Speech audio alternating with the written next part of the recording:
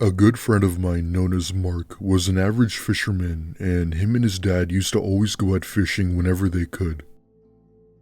A few years ago, he told me a story, and I have to admit, it chilled me to the bone and will forever change the way I think of fishing. Mark and his dad were on their second night of a deep-sea fishing trip, and they decided to get some sleep and wake up in the morning so that they could catch a specific type of fish around 1 a.m.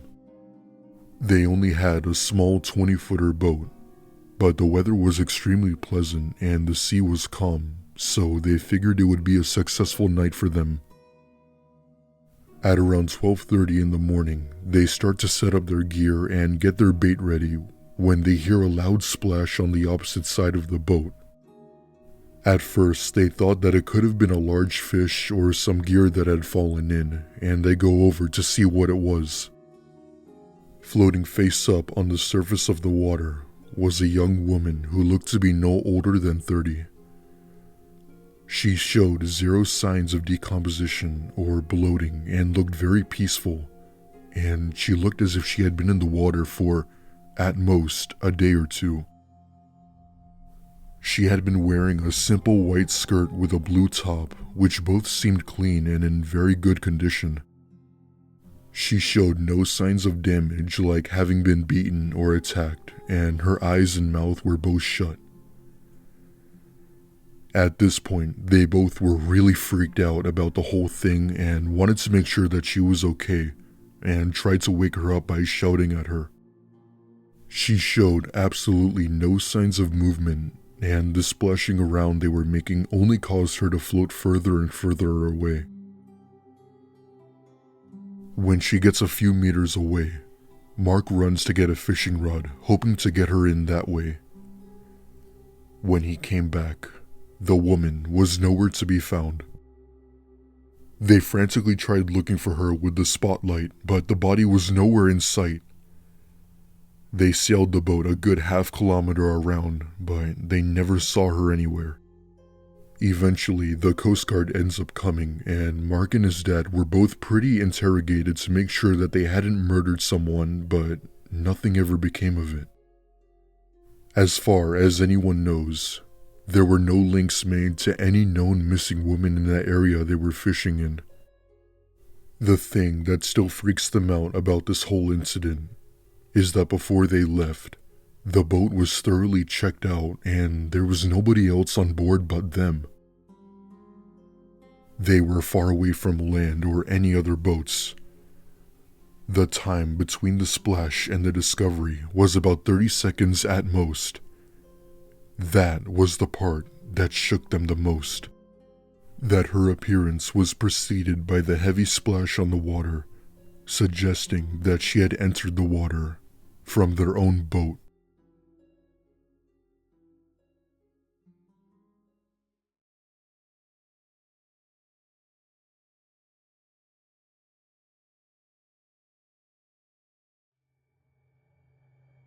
This took place when I was in my mid-30s back in 2006, back when I had just joined a particular punk band that I was in. We never made it big, but our acts were appealing enough where we'd sometimes perform small gigs at local bars or restaurants. It wasn't anything too special, just your average band playing rock music at 1 a.m. in front of a few locals. One day we had all planned on renting a boat and going out on the water for a fishing trip, as we needed a break from gigs. We rent a boat and head into open water where you couldn't see land for miles. While we weren't fishermen, we did have experience with fishing in deep waters.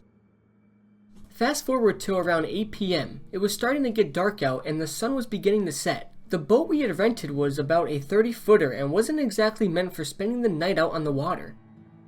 We all agreed to call it a night and we decided to head back to shore and wait until morning to go back out. At this point, it's completely dark out and we stop the boat to eat our dinner when suddenly we see a dim light in the distance. As we take a closer look at it, we realize that it's another boat headed our way with the lights still on us. Within a few minutes, a small motorboat with 2 Indian men stop right beside us and begin to ask us if we had any spare gas. We politely told them that we didn't, but we maybe could help them get back to shore, and that we can possibly help them out down the road. However, they didn't even acknowledge what we said, and they then asked us if they could come on our boat and take them to shore. We declined and told them no, and that we had our own things to take care of. After several times of them trying to get on our boat, they eventually start their boat and drive off into the distance, and we thankfully made it back safely. A few days later after our trip, there was a news report of 3 local people who had gone missing while scuba diving, around the same area where we were. Their bodies were never found and their boat was abandoned with no one on board. When they showed who was responsible for their deaths, I saw the all too familiar faces of the exact same people we saw. My heart sank into the pit of my stomach as I saw this, and I then turned off the TV right then and there. I don't know why they did what they did or what they were planning on doing to us, but I still wonder what they might have done had we let them on our boat.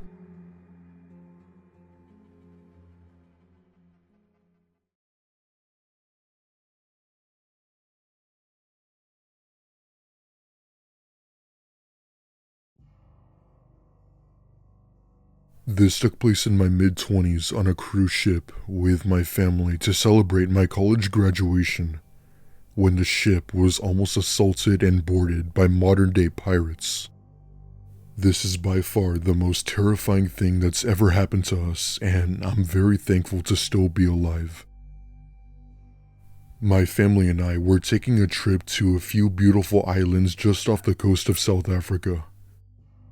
It is a very long and boring trip there, but we make it to the islands and spend a few days there enjoying ourselves for my graduation. I don't remember the name of the islands, but they were really well known to South Africa. When the day finally came where we all had to go back, we packed up our bags and got on the cruise to take us back. It wasn't one of those big luxury liners that you'd normally see, but rather a miniature-sized one, enough for around 50 people. It takes approximately 8 to 10 hours to get to the islands and back, so we prepared ourselves for a long trip back. I'd say about 5 hours into the trip, it was around 1 in the morning and I had been asleep in my room when I heard a very loud noise hit the side of the boat, followed by talking.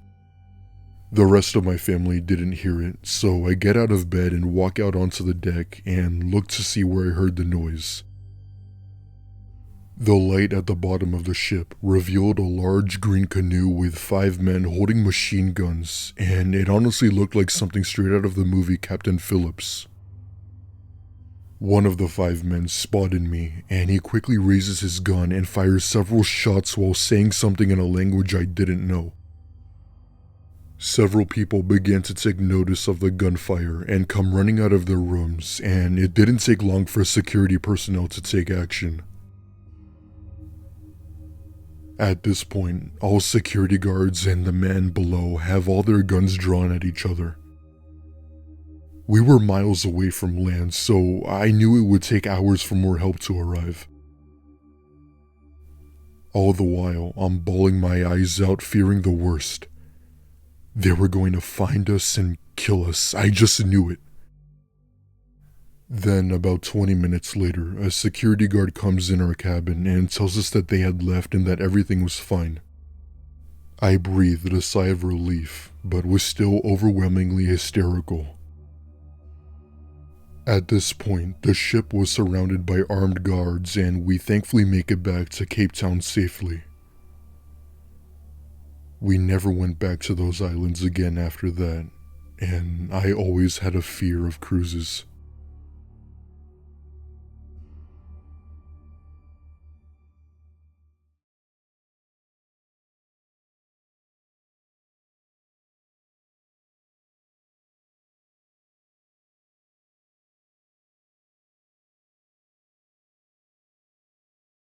This didn't happen to me, but rather my dad, when he was a kid on a fishing trip with my grandpa.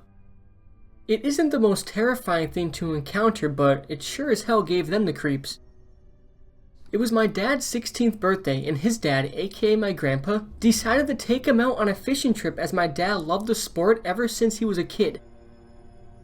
They had set off during the evening to a specific area to catch some tarpon, as those types of fish like to swim near the surface. My grandpa had his spotlight on so they could see the fish and to get a decent catch. My dad throws his line into the water and hopes to catch one when all of them seem to get spooked and scattered. My dad thought he could have startled the fish when he threw his line in, but it seemed pretty strange for them to get scared over something relatively minor. It was at this point my dad had noticed my grandpa was focusing on something in the water. My dad thought of his behavior as sketchy, but it wasn't his problem and continued to reel back in his line. All of a sudden, I see these massive bubbles begin to rise up, followed by a strange noise from under the boat. My grandpa bolts to the steering wheel and drives the boat out of there as fast as he could while hyperventilating. He stayed quiet for the whole ride back, not saying a word to me. It wasn't until a few hours later when I asked what it was that made us leave. His response still gives me the chills till this day. I was looking at the water when I saw what looked to be a large animal the size of an elephant with huge flippers and a long tail.